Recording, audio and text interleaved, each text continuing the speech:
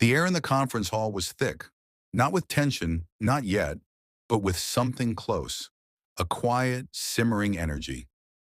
Rows of journalists sat shoulder to shoulder, the glow of their laptop screens casting ghostly reflections on their faces. The scent of coffee and warm plastic from overworked camera equipment lingered in the air.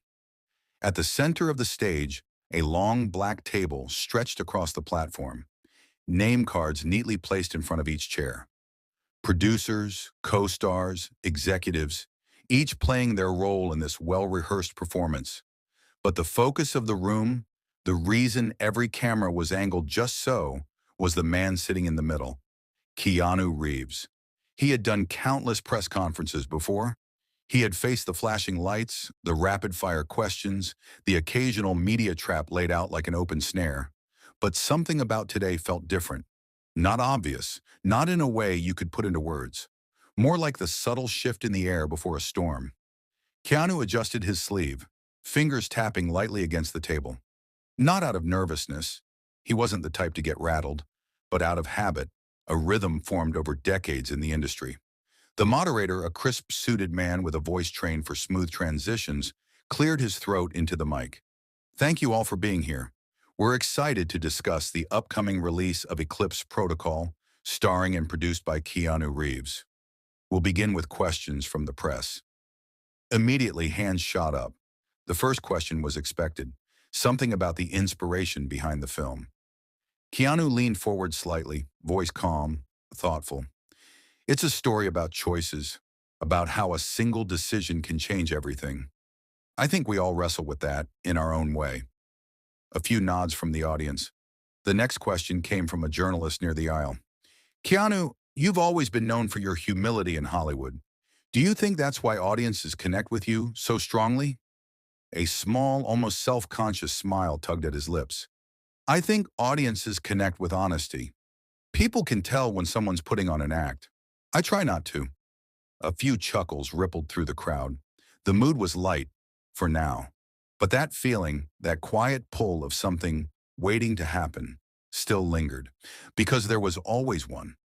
A figure in the second row leaned back in his chair, arms crossed. He hadn't raised his hand yet, hadn't spoken. But Keanu noticed him. The way he sat, the slight smirk that wasn't quite a smirk. He was waiting, studying. And when the moderator finally called on him, he didn't hesitate. He stood slowly, adjusting the microphone clipped to his shirt. His movements deliberate, like someone setting up a shot before pulling the trigger. He cleared his throat, let the pause stretch a second too long, then spoke. Mr. Reeves, you've been in Hollywood for decades, and yet you've never really used your platform the way many of your peers have. You don't engage in political discussions, you don't push social narratives, and frankly, some people find that disappointing. A beat of silence. Not heavy, not yet, just a moment's hesitation. The reporter continued. In today's world, where celebrities are expected to take a stand, don't you think your silence is a kind of privilege? A refusal to acknowledge the issues that matter? Or is it that you simply don't care? The smirk deepened slightly as he sat back. Satisfied. The question wasn't just a question, it was a statement wrapped in bait. The room shifted, not physically, but in energy. A few journalists glanced at each other.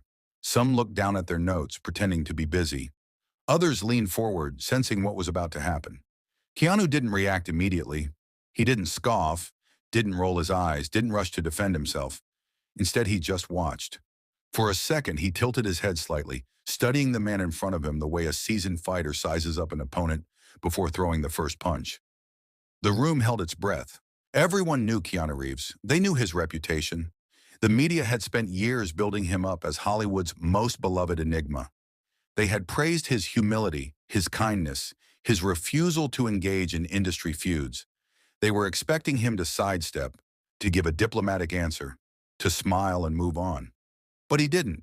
Instead, he did something far more unsettling. He laughed, not a loud, mocking laugh, not the kind meant to humiliate, but a quiet, genuine chuckle, the kind that made people lean in, because they knew something was coming. He picked up his water bottle, unscrewed the cap, took a slow sip, then set it down again. And when he finally spoke, his voice was steady, even. He started, I've been in this business a long time, long enough to recognize when a question isn't really a question. The smirk on the reporter's face faltered, just a little. Keanu leaned forward slightly, resting his forearms on the table. You're not asking if I care. You're asking why I don't perform for you. A murmur rippled through the room. Keanu's expression remained unreadable.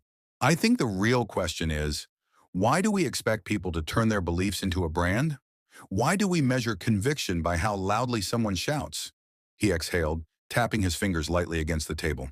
I don't talk about my beliefs because I think actions speak louder. I don't donate to causes for headlines. I don't fight for what I believe in because it looks good on camera. I do it because it matters, and I don't need applause for that. The room was silent now. Not just quiet, silent. The reporter opened his mouth, maybe to interject, maybe to defend himself, but Keanu wasn't done. You say my silence is privilege. I say performative outrage is a luxury. The words landed hard. You want me to pick a side, to join the noise, to prove I care by shouting into the void. But I'd rather do something that actually helps, even if no one ever sees it, because at the end of the day, the loudest voices aren't always the ones making the difference. The weight of his words pressed against the room. Cameras kept rolling. Journalists scribbled furiously in their notepads. The moment was already being clipped, already being uploaded. The internet was about to catch fire. By the time the press conference ended, the headlines were everywhere. Keanu Reeves breaks silence on Hollywood's social pressure. Keanu Reeves rejects celebrity activism in viral exchange. Keanu Reeves, I don't need applause for doing the right thing. Twitter exploded. Clips of the exchange circulated with captions like, finally, someone says it, and Keanu just said what no one else in Hollywood dares to. Talk shows jumped in, slicing his words for comedic effect. Well, folks, Keanu Reeves says he doesn't need applause, but I'm pretty sure he just got it. Cue laughter. Meanwhile, news panels debated his words. One guest called it a refreshing take on authenticity in Hollywood. Another labeled it a dangerous dismissal of social responsibility. Some brands hesitated. A major endorsement deal reconsidered its contract. A scheduled appearance on a morning show was quietly canceled. But outside the media machine, something unexpected was happening. People were listening. Because this was never just about Keanu Reeves. It was about something bigger. It was about what happens when you refuse to play by the rules of public opinion. It was about the cost of not turning your beliefs into a performance.